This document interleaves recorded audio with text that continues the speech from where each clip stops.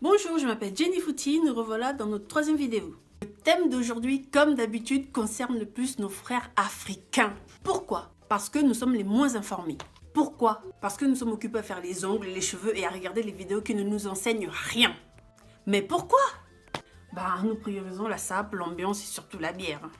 Et bien quand la maladie nous surprend, il est trop tard. Aujourd'hui, nous allons apprendre comment prendre en charge une victime d'AVC, une victime d'accident vasculaire cérébral ou accident de circulation du sang dans le cerveau. Je répète parce qu'il y a encore des personnes qui pensent que l'AVC se passe dans le cœur. Non, c'est dans ta tête. L'AVC est un arrêt brutal de la circulation du sang dans une partie du cerveau. Selon les cas, elle peut former une paralysie du corps, des difficultés à parler ou un coma. Il existe deux sortes d'AVC. Tout d'abord, parlons de l'AVC ischémique. L'AVC ischémique ressemble à ça. Elle est due à l'obstruction d'un vaisseau sanguin par un caillot, c'est-à-dire une thrombose qui va boucher une petite artère du cerveau. Parlons maintenant de l'AVC hémorragique. L'AVC hémorragique ressemble à ça. Il est dû à la rupture d'un vaisseau sanguin causé par la déformation d'une artère par un anévrisme. En gros, certaines cellules ne reçoivent plus l'oxygène ni les nutriments nécessaires pour permettre au cerveau de fonctionner correctement. Selon l'Organisme mondial de la santé, il y a un AVC tous les 5 secondes dans le monde. Rassurez-vous, une bonne prévention et la connaissance des facteurs de risque permettent de diminuer la fréquence. Et surtout, la reconnaissance des signes associés permettent une prise en charge rapide afin de réduire leur gravité. Quels sont les facteurs de risque? Il y a l'âge. Le risque augmente avec l'âge. Après 50 ans, le risque double. Les hommes sont les plus menacés que les femmes, mais les femmes sont celles qui meurent le plus. Alors, selon une étude américaine, les afro-descendants sont ceux qui sont le plus touchés par l'AVC que les caucasiens. Vous savez quoi? Ça ne m'étonne pas. Et bien, quand on voit que l'AVC au Cameroun tue plus que les accidents de la route et que c'est la deuxième cause de mortalité après les pathologies infectieuses, ouais, ça m'étonne pas.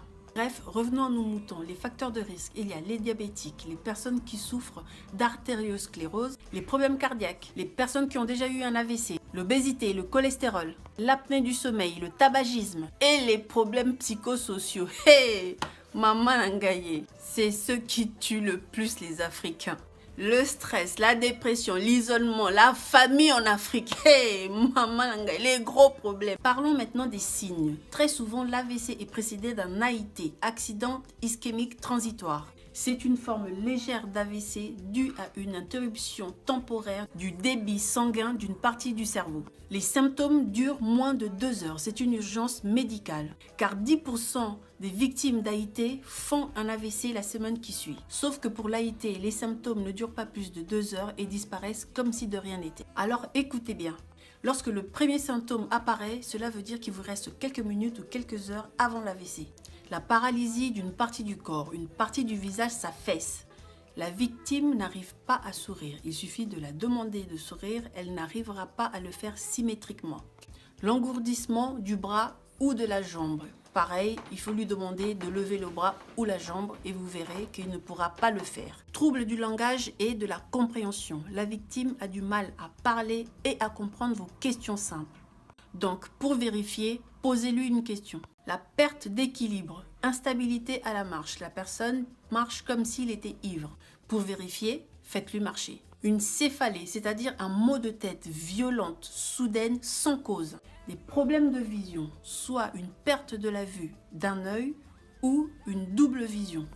Pour vérifier, demandez à la victime s'il vous voit correctement. Si un des signes apparaît, vous avez une chose à faire. Vous appelez le 15 ou le 112 si vous êtes en France ou en Europe. J'ai bien dit le 15 ou le 112. Car c'est une équipe médicale qui viendra vous prendre en charge et vous orientera vers une structure adaptée. Alors, n'appelez pas les pompiers car vous allez perdre du temps. Les pompiers, eux, ils vont appeler le 15. Donc, vous appelez directement le 15. N'allez pas aux urgences vous-même car vous risquez d'attendre très longtemps. N'essayez pas de vous rendre vous-même aux urgences car vous risquez d'être bloqué dans les circulations. N'oubliez pas que vous n'avez pas beaucoup de temps. Vous avez quelques minutes ou quelques heures. Et cela est valable pour une victime d'arrêt cardiaque ou d'arrêt respiratoire. Vous ne bougez pas, vous attendez les secours chez vous. Alors, si vous vous trouvez en Afrique, alors qu'est-ce que je peux dire? Il y a certains pays où on a un numéro pour appeler les secours et il y a d'autres pays où on n'a pas de numéro. Alors, ces pays-là où on n'a pas de numéro pour appeler les secours, vous prenez le malade et vous courez, courez, courez. Alors, en attendant les secours, allongez-vous et posez, si possible, la tête sur un oreiller. Notez l'heure de survenue de chaque signe. Regroupez chaque ordonnance et examen sanguin. Ne donnez ni à boire, ni à manger, ni médicaments. Bien sûr, c'est la personne qui assiste la victime qui fait tout ça, hein. On est d'accord. Comment prévenir l'AVC? Tout d'abord, une bonne alimentation équilibrée. Donc, saka, ndolé, tiep, poulet yassa, madesu, dosez, s'il vous plaît, dosez l'huile. Faire du sport régulièrement, comme moi. L'arrêt du tabac, arrêt de l'al... Non, si je dis ça, tous les tontons vont plus regarder mes vidéos. Non, coupe. Arrêt ou réduction de la consommation des boissons alcoolisées. Pour les personnes qui souffrent de diabète, cholestérol, tension ou troubles cardiaques, en plus de cela, veuillez prendre votre traitement au rythme et à la dose prescrite. Voilà, nous sommes arrivés à la fin de notre vidéo. Merci d'avoir regardé, hein. Surtout partagez pour sauver des vies. Et je te dis merci à toi qui regarde, merci à toi qui commente, merci à toi qui partage. Vraiment, merci. Ciao.